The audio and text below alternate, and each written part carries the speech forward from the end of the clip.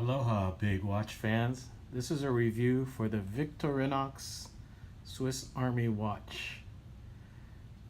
You see this watch brand everywhere, and perhaps you've been like me and been not so impressed. I mean, the cases seem a little small, the retro designs leave you kind of blah, and they're mainly quartz watches, don't seem to offer much value. But Amazon was having a lightning deal on this particular watch. So I took a closer look, and what I saw made me want to purchase it. So let's get on to the specifics. So basically what I got from Amazon was a generic watch box. You can see from the sticker on the box that we'll be reviewing the Victorinox Swiss Army Infantry Vintage Day and Date Mechanical Watch. So the reference number is 241375. So let's take a look here.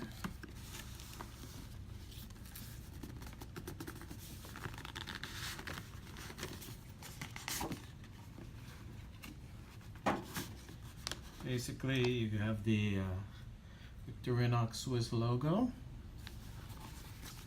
Let's take that off. And we have watch box. So the manual, which is also the warranty booklet, is located in a little slot under the watch box. It's not the specific manual for this watch, but it's the generic manual. It also includes the warranty in the back, the 3-year international warranty. So basically, for a mechanical watch, unless it doesn't keep good time out of the box, you know, the warranty is pretty useless. So let's take a look at the watch itself. It's the logo again. So here's the watch. As you can see, this model comes with a bracelet instead of the leather or cloth straps that you see on many of these Victorinox watches. That was one easy reason why I was interested in it. It came with a bracelet. I'm kind of a sweaty bracelet sort of guy. The case diameter is a respectable 44 millimeters, but I found that it wears larger on the wrist because of the very thin bezel going around the watch case. It does have that kind of retro military watches that you see from the World War II era, because of the 24-hour markings on the innermost track of the dial right there. Another reason for the vintage label is the Loom, which you can't really tell here. The peach colored Loom, which is, I guess, supposed to mimic an aged white Loom that has turned color, or as watch people like to say, you know, the white tritium Loom that has like a patina on it. It's kind of silly, but it's not objectionable. I think it's funny. Also, that Victorinox also loomed their logo at the 12 o'clock position, right under the day. So even in the dark, you can feel good about that Swiss quality. The loom is actually neatly applied and works pretty well in the dark. I'm the kind of person who forgets what day of the week it is. So I like a day-date watch for office use. The day is quite visible at the 12 o'clock position, and the date, as you can see, is at the traditional 3 o'clock position. The hands are a pretty good length. I think they're well designed for this watch. The minute hand just touches the minute marker track on the rejo or the chapter ring, whatever you want to call it. The hour hand crosses the 24-hour track on the inside and is easy to read. The seconds hand is quite long and reaches halfway into the minute track or seconds track. But since the seconds hand is silver on a black background and it's pretty thin, it is sometimes hard to see. It might have been nice if they had painted the tip of the second hand in a contrasting color. Sometimes they do it in red or blue.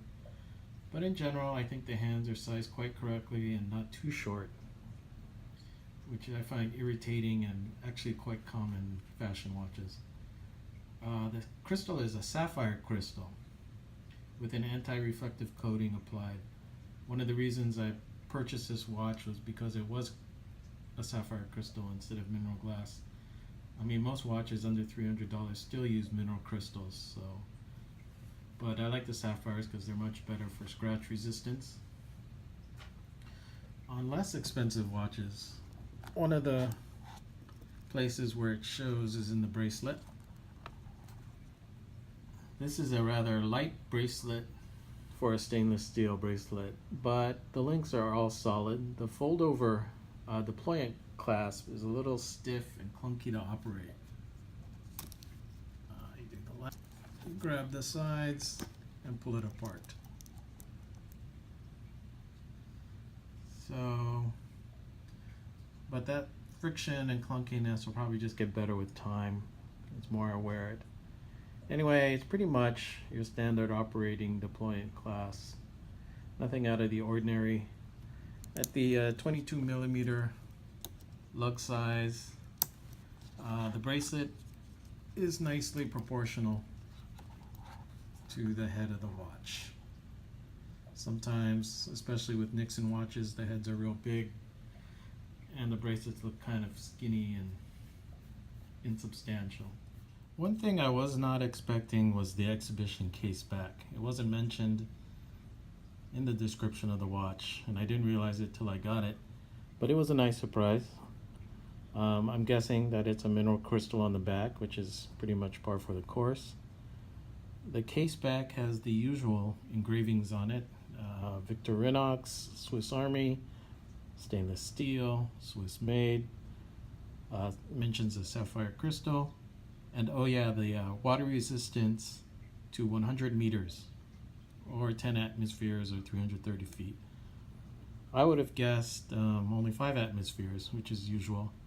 10 atmospheres is good for most types of swimming and snorkeling and water sports. Other than the painted logo, the rotor is pretty plain, although as you can see a pretty good portion of the escapement, which is quite visible in the back. But there's no fancy finishes on this movement. So the movement is a mechanical ETA 2834-2, a movement that I did not have in my collection.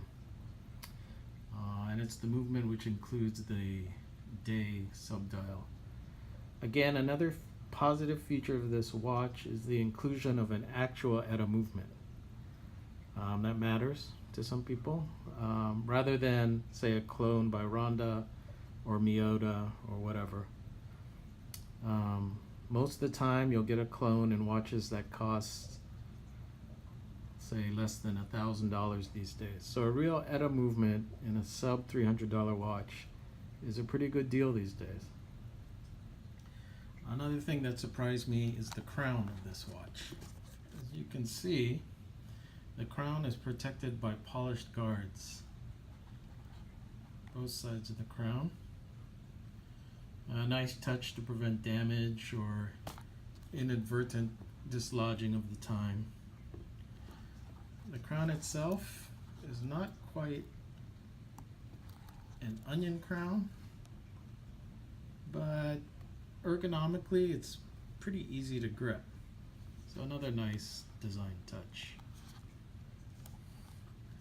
So a top view of the crown is right here. As you can see, it looks nice and is pretty protected. So let me show you what it looks like on the wrist.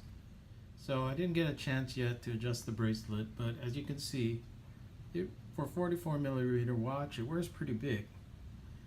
And at 11 millimeters thick, it's a nice size for an everyday kind of office watch. Some may say the dial is a little cluttered with the numeral and the 24-hour track and the day subdial that eats up too much of the numerals at 12 o'clock, but I don't find it that objectionable. I rather like the day all spelled out and large rather than the 3-letter abbreviations that you traditionally get next to the date, like say a Rolex, something like that. I have a 7-inch wrist, so the bracelet looks like it can fit up to an 8-inch wrist, which is a pretty big wrist. All in all, pretty nice, masculine looking. I got this watch as a lightning deal on Amazon, like I said, for a pretty good price. The MSRP for this watch is about $350. You can usually find it on Amazon for about $300. So if you can get a good deal on this watch for $250 or less, I think it's worth it. It's an attractive watch and a good deal because you get the, like I said, the mechanical, authentic at a movement. You get the nice sapphire crystal. You get a stainless steel bracelet. You get an exhibition case back on a 44mm case watch. So you also have those other nice touches like the hands that are easy to read, the guards on the crown, the nice loom, and the decent water resistance. See, these features would cost you a lot more on some other Swiss brands. So that's been a review for the Victorinox Swiss Army Infantry Vintage Day and Date Mechanical Watch. The reference number 241375.